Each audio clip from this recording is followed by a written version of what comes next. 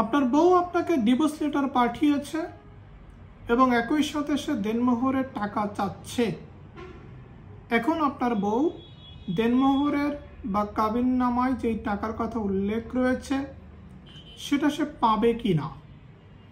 আপনার ধারণা আপনার বউ যেহেতু আপনাকে ডিভোর্স লেটার পাঠিয়েছে সে আর কাবিনের টাকা বা দেনমোহরের টাকা পাবে না।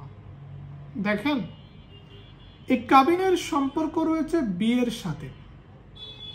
আপনি যখন বিবাহটা করেন তখনই উচিত ছিল কাবিনের 5 লাখ 10 লাখ টাকা বউকে সাথে সাথে পরিশোধ করা, কিন্তু আপনি কি পরিশোধ করতেছেন? আপনি পরিশোধ করতেছেন না। আপনি এটা বকেয়া রাখতেছেন এবং বকেয়া টাকাটাই আপনার বউ আপনার কাছ থেকে পরবর্তীতে চাচ্ছে, আর আপনি আপনার বউকে খারাপভাবে নিচ্ছেন। আরে ভাই, আপনি যখন বিয়ে করেছেন তখনই তো দেনমোহরের টাকা আপনার বউকে দেওয়ার কথা না বলেন? ইসলাম কি বলে, শরীয়ত কি বলে? তো শরীয়ত মোতাবেক আপনার ওয়াইফ কাবিনের টাকা পায় কিনা বলেন? বিয়ের সময় সাথে সাথে পায়। ওই টাকাটা আপনি বকেয়া রেখেছেন, আর বকেয়া টাকাটাই পরবর্তীতে আপনার বউ আপনার কাছ থেকে চাচ্ছে। কখন চাচ্ছে?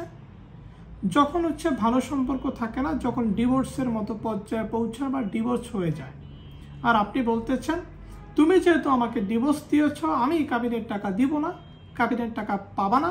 কারণ মেয়ে যদি ডিভোর্স দেয় কাবিনের টাকা সে পায় না। এটা একটা আমাদের সমাজে ভুল ধারণা রয়েছে। এই ধারণাটা সঠিক নয়, কারণ ডিভোর্সের সাথে কাবিনের টাকার কোনো সম্পর্ক নাই।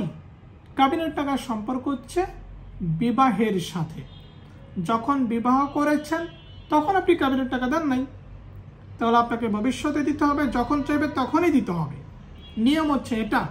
আর শরীয়ত মোতাবেক টাকা, ইসলাম মোতাবেক টাকা, সেই টাকা আপনি কেন দিবেন না বলেন? কেন বিলম্ব করেন? সেই টাকাটা তো সাথে সাথেই দেওয়া উচিত। আপনি যদি শরীয়ত মানেন, ইসলাম মানেন, তাহলে আপনার তো দেওয়া উচিত। এটা অনুসারে তো, ইসলাম অনুসারে তো এই কাবিনের টাকা পাওয়াটা হচ্ছে স্ত্রীর হক, অধিকার। তাহলে আপনি কেন দিবেন না? তাহলে দেখেন, এই ডিভোর্সের সাথে এই কাবিনের টাকার কোনো সম্পর্ক নাই। আপনার বউ যদি আপনাকে ডিভোর্স দেয় তাহলে কাবিনের টাকা পাবে। আপনার বউ যদি আপনাকে ডিভোর্স দেয় কাবিনের টাকা পাবে। আপনার বউ যদি আপনাকে ডিভোর্স দেয় কাবিনের টাকা পাবে। এটা মাথায় রাখবেন, কারণ কাবিনের টাকার সাথে বিয়ের সম্পর্ক রয়েছে, ডিভোর্সের কোনো সম্পর্ক নাই। কাবিনের টাকা আপনার বউ আপনার কাছ থেকে যখনই চাইবে তখনই দিতে হবে।